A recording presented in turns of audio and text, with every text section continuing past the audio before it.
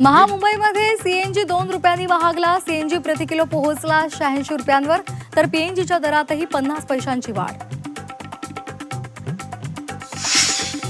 यंदा 10 वर्षातील सर्वात कोरडा पावसाळा. सरासरीच्या 90% पावसाचा हवामान विभागाचा अंदाज.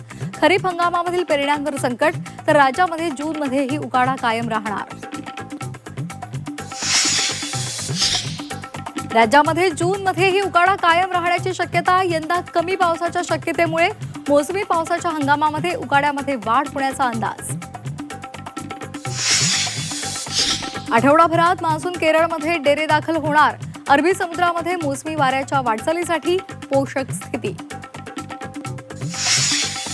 नीट पेपरफुटी प्रकरणामध्ये सुप्रीम कोर्टाचे एनटीए आणि केंद्र सरकारवर ताशेरे. जबाबदारी निश्चित नसल्यामुळे गैरप्रकार झाल्याचं निरीक्षण.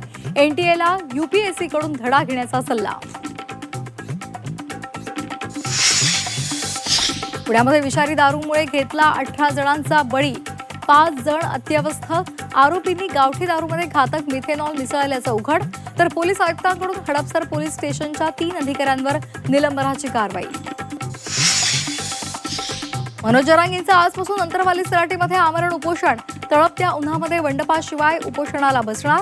मंत्री राधाकृष्ण विखे पाटील आणि प्रसाद लाड यांची मध्यस्थी निष्फळ. 58 लाख नोंदी सापडल्या आहेत, त्यांना कुणबी प्रमाणपत्र द्या. मराठ्यांसाठी वेगळं मंत्रालय स्थापन करा. मनोज जरांगेंची सरकारच्या शिष्टमंडळाकडे मोठी मागणी. विधान परिषदेच्या 3 जागांसाठी राष्ट्रवादी आग्रही. पुणे, रायगड, रत्नागिरीसह परभणीच्या जागेवर दावा. पुणे, रायगड आणि रत्नागिरीच्या राष्ट्रवादीला सुटण्याची शक्यता.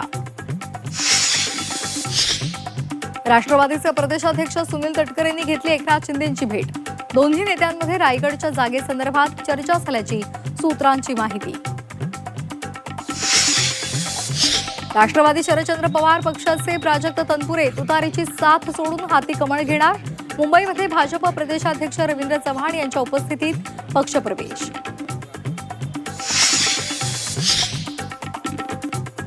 तनपुरेंपाठोपाठ आता राजेश टोपेही भाजपच्या वाटेवर असल्याची चर्चा. तर आपण कुठेही जाणार नाही, माझ्या संदर्भात येणाऱ्या बातम्या चुकीच्या. भाजप प्रवेशाच्या चर्चांवर राजेश टोपे यांचं स्पष्टीकरण.